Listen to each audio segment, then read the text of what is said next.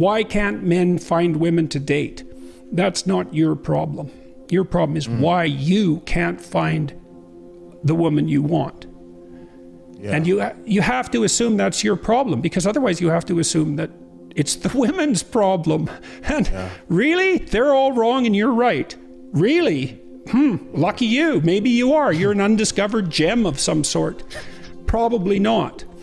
Women are more picky in their mate choices than men, especially sexually. That's the case in every culture.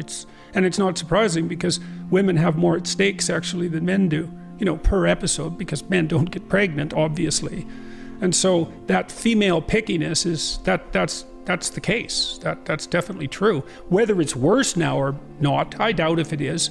I would say to young men who are irritated at women is, if you're irritated at women, you know, as a class of creature, there's something wrong with you, because they're right. You're wrong. They're right to not pick you. If they're not picking you, it's because they're right. With girls when I was young, you know, so I know what that rejection is like. I know what that fear is like. I don't know it as well as some men know it, because I wasn't rejected outright. But what you have to understand is that, what do you expect from women?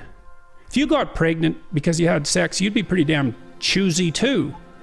So, you know, clue in a bit. And then, well, don't they find you attractive? Well, maybe you're not. Like, have you paid attention to how you dress? Do you have a plan? Are you as educated as you could be? You know, are you a liar? Are you a rabid pornography user? Because maybe that's undermining your motivation to seek out a woman and grow yourself up. It's like, if you're rejected constantly and you're out there really trying, you know, because that's another thing to ask yourself is, well, how many women have you actually asked out? And are you so sure that you're not picking women who will certainly reject you because you're trying to bat out of your league? Because you might be. So, and I'm speaking about this as a clinician too, because I had plenty of men in my practice who were, you know, radically unsuccessful with women. I had one man in particular, he was so afraid of women, he couldn't use the phone. He was too afraid of everyone to use the phone. And he had been bullied like mad, and you know, he had his problems. So I know what this is like, but pornography is a big problem. It's a big problem. It's a real curse, that pornography, in my opinion, because it's an easy out. And so we don't know what the consequences of that are. We're starting to understand some of them. But if you were better, you'd be more successful with women. Yeah. So you have to have that in your mind. And you cannot be angry at women. It's stupid. Women, it's like women being angry at men. It's a sign of psychological trouble, that. Be a little stronger, dress a little better, speak a little more clearly, aim a little higher, and practice that, you know, and that'll work. To go study, there's lots of them. I don't know how many of them there are, and most of them are older. Many of them are men who've been through a particularly horrifying divorce for one reason or another, and they've had enough of women. So they tell the young men that they're teaching, never have a permanent relationship. Never share your territory with a woman. Never share your possessions. Make sure you never live together, and don't stay with one long enough to enter a common law relationship, because you'll be stripped of everything that you have. Well, that's a hell of a thing to be telling people. But what's happened is that the female has been manifested in their life only as the negative archetype, and they've got that confused with all women. And that's partly, you know, you got to ask yourself, if you know the mythological stories, maybe if you made the right sacrifices, you wouldn't have so much trouble with women. It's a good question to ask yourself first. And I would also say, you know, if you're a woman who has trouble with men, or you're a man who has trouble with women, it's not the women and it's not the men, it's you. Because the women are telling you what's wrong with you, and the men are telling you what's wrong with you. And if you don't listen, then it's you. It's either you or all men. Well, that's easy, it's all men. Well, that's certainly how it's played out in the world right now. It's like, no, it's not all men. You can be by definition. And it's not all women, that's for sure. I don't want to have anything to do with women. It's like, you're a pathetic weasel. That's the same statement.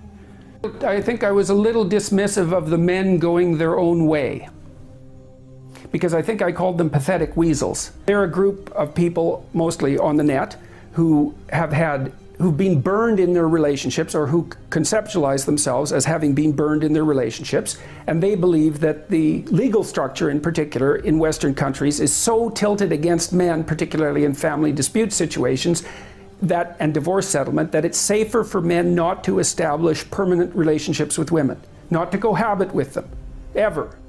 And they're a large movement. Now, how large they are, I don't know, but they're large enough. And they have what I would regard as an undue influence over relatively bitter and resentful young men who haven't had great success in the dating market, and who are looking for a rationale to write off all women because they're so hurt by their continual rejection. And that is not good for those young men. And so the reason that I disparaged the men going their own way was because I had seen the pernicious effect, these are often older guys, the pernicious effect of their world-weary philosophy on young men. Now, these guys think that they're just warning them, and they are warning them, but they're not just warning them. You know, I've seen that in men. I went out with a group of men who were having trouble with their wives, and they'd gone off to this like couples retreat, and it was mostly rubbish, although they were trying a bit to get their lives together. And I spent a whole day with them. There were 3 of them, and one of them was a guy that I'd known for quite a while, and every single word he said was a lie. and all these 3 did the whole day was complain about their wives. And I thought, what the hell's wrong with you guys? Like, you picked them.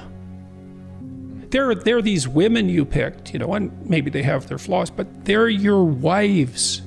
And that's how you talk about them? And you think they're the problem? You're so dumb that you don't even know that you shouldn't badmouth your wife. Just because she's your wife. Like when Tammy and I got married, we had a discussion about that. It's like, she has her flaws and I have my flaws, but I'm her husband and she's my wife. And there's a certain respect that goes along with that category, if you have any sense. And so that's an extension of the same thing. You know, it's best to look to yourself. Now and then you can, you know, things have gone rotten in society and you have to bear your responsibility. You have to address that at a social level and a communal level. But fundamentally, it's like, and you do so much less harm if you look to yourself first as the problem. And believe me, you're plenty of problem for you. You're all the problem you need for you. That's for sure.